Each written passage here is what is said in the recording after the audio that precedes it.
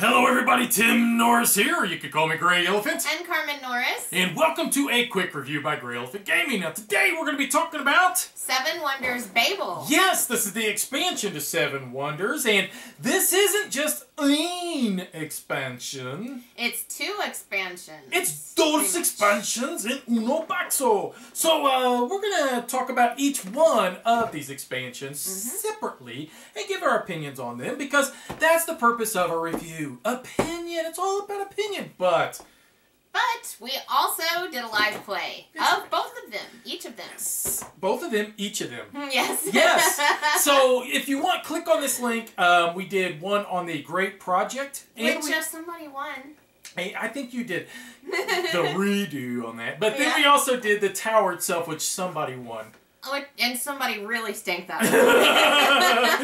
Like a trash can full of baby diapers. Alright, so we're going to first talk about the Great Project. Now, the way the Great Project works is there's a card, and each person is going to contribute to trying to build this Great Project or not. Now, in my opinion, this has to be the more difficult of the two expansions inside this box because it is situational versus the tower. Not only do you need to have a certain card, but you also have to typically have gold or the resources in order to build, and that can be tough at times to contribute towards it. I agree that it can be harder to contribute towards it. I mean, for the tower, all you have to do is discard a card, so it's kind of easy, but I feel like the Great Projects is easier to wrap my mind around. Whereas, you know, with the tower, things are constantly changing each time you put a tile down. The Great Projects is pretty straightforward. You know, I know what the penalty and the reward's going to be. Yeah, that's a good point. You know, missing out on the contributing might not affect you at all, but it also could make it for a miserable experience. I mean, so, for instance, the penalty might be that you could lose a blue card. Well, if you haven't built a blue card, well, then it's not going to affect you. So you don't really need to worry about trying to contribute. Yeah, force everybody else to try to contribute because they may not want to lose the cards. Yeah. But at the same time, it's one of those deals you may not want to miss out on the reward either. So Right. Well, and there might be times where the reward is so important to you that you just want to guarantee that that project goes through. So you might contribute more than once. Well, especially in our two-player games. If you contribute more than once, it's definitely going to go through.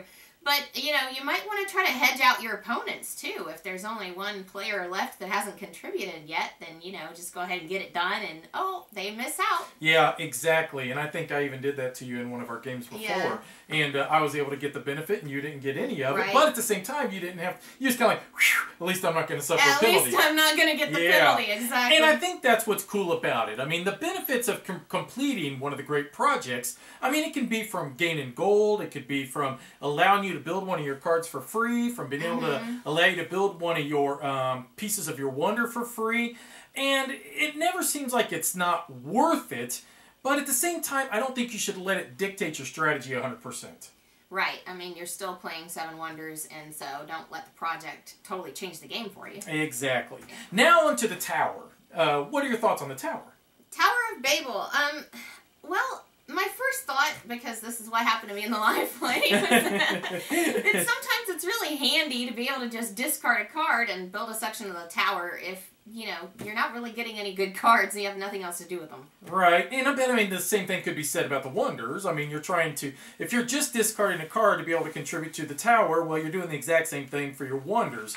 But now you have the choice. Do I discard this card and do I place it to build a Wonder, or do I now contribute to the tower? You got two choices now with that. And another thing that happened during the live play is that you might want to discard that card and contribute to the tower just to cover something up. Something that maybe is benefiting your opponent a little too much or hurting you a little too much. Military, that hurt me. And that is a great point.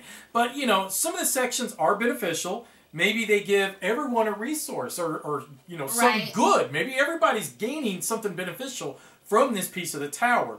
But at the same time, maybe only one person's going to benefit from it, so you kind of want to hurry up and cover that one up.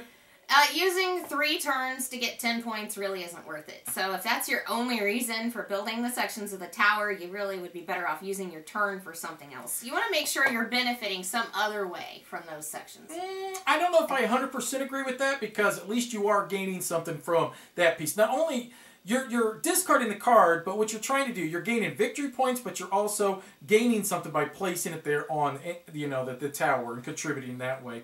You know, but at the same time, with the tower and with your wonders, that's 6 cards that will not wind up in your tableau, right. And that can really be detrimental. That can be a big hit, especially if, you know, the tower sections really aren't benefiting you that much. You realize that's like an entire round that you're just saying, nah. Yeah. I'm either going to build towards the tower or I'm going to build towards my wonder. That's a lot. So, right. Wrap it up. What are your final thoughts on it? Well, I feel like the expansion does exactly what an expansion should do. It got the game back on the table for us. It got us excited to play. You know, it added something to the game that spiced it up a little bit.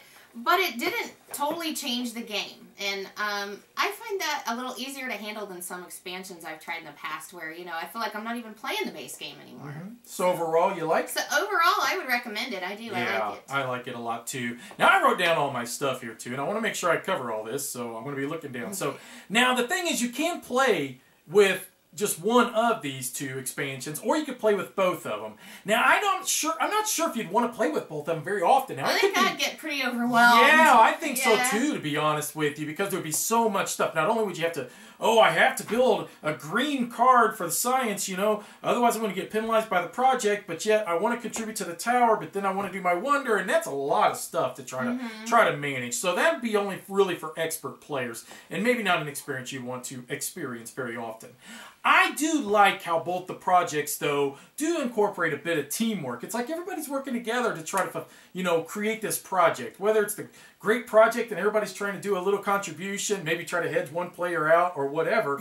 But at least you're all trying to work together to build this. Yeah. And even with the tower, everybody's contributing their little pieces. Maybe to everybody's benefit, maybe to only one player's. Maybe you're trying to cover up something that's benefiting the other players. Who knows? But it's really cool that everybody's trying to work together. It adds to the player interaction of the game. Yeah. I think is what you're trying to say. And for me, I like the tower slightly better than the Great Project. And the reason is because, like I sort of mentioned earlier, whenever I'm discarding that card, not only am I getting VP, because if you discard just 1 and build 1 of them, you're getting 2, then I think it goes to 6, and then it's a 10. 5 for 5. 2, Okay, and then then 10 for 3. So you're gaining VP by discarding that card, but on top of that, you're gaining the benefit of that tile as well, which is typically something you're going to, you know, something good for you, you know. Maybe it's going to benefit the other players. I don't know, but it's definitely going to be good for you. So, I do think that it's cool that, you know, both of them do play a little bit differently. They're both unique, but at the same time, like she said, they're not going to be game-changing, you know. It's still 7 Wonders. It's still the same game. It's not going to 100% dictate your strategy. Right. I like them. I like them a lot. I would not turn down playing a game with this expansion. I think that it's one of those ones, if you love 7 Wonders, you're going to love this expansion. And I think it's added a lot of fun and replayability and value to the base set. So, overall, yeah. There you have it, our opinion. And if you want to see the game played out in real time, don't forget to check out our live plays. Thanks for watching. Bye-bye. Bye-bye.